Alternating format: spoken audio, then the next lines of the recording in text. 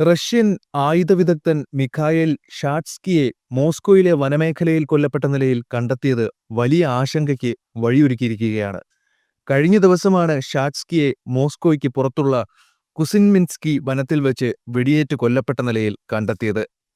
Russian സൈന്യം ഉപയോഗിക്കുന്ന മിസൈലുകൾ വികസിപ്പിക്കുന്ന വിഭാഗത്തിന്റെ ഡെപ്യൂട്ടി ജനറൽ ഡയറക്ടറായിരുന്നു മിഖായേൽ ഷാട്സ്കി.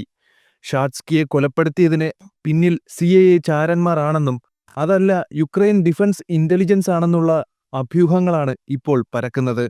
യുക്രൈന്റെ ഔദ്യോഗിക സൈനിക രഹസ്യാന്വേഷണ വിഭാഗമാണ് യുക്രൈൻ ഡിഫൻസ് ഇന്റലിജൻസ്. ഇവർ ഷാട്സ്കിയെ ലക്ഷ്യം വെച്ച് മോസ്കോയിൽ പ്രത്യേക ഓപ്പറേഷൻ നടത്തിയിരുന്നതായി ചില യൂറോപ്യൻ മാധ്യമങ്ങൾ പറയുന്നുണ്ട്. എന്നാൽ കൊലപാതകത്തിന്റെ ഉത്തരവാദിത്തം യുക്രൈൻ ഏറ്റെടുത്തിട്ടില്ല. റഷ്യൻ ബഹിരാകാശ സൈനിക വ്യവസായത്തിൽ ഗൈഡൻസ് സിസ്റ്റംസ് നിർമ്മിക്കുന്ന കമ്പനിയിലായിരുന്നു ഷാട്സ്കിക്ക് ആദ്യം ജോലി.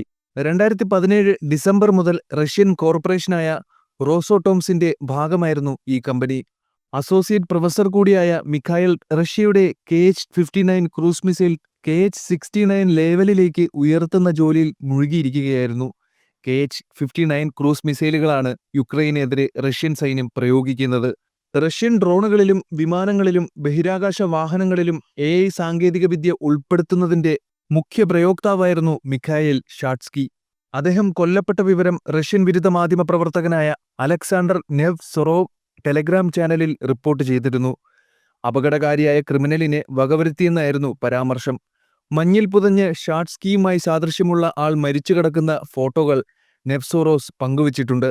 എന്നാൽ വിഷയത്തിൽ പുടിൻ ഇതുവരെ പ്രതികരിക്കാത്തത് തിരിച്ചടിക്കുള്ള ഒരുക്കത്തിലാണോ എന്ന സംശയവും ഉയരുന്നുണ്ട്.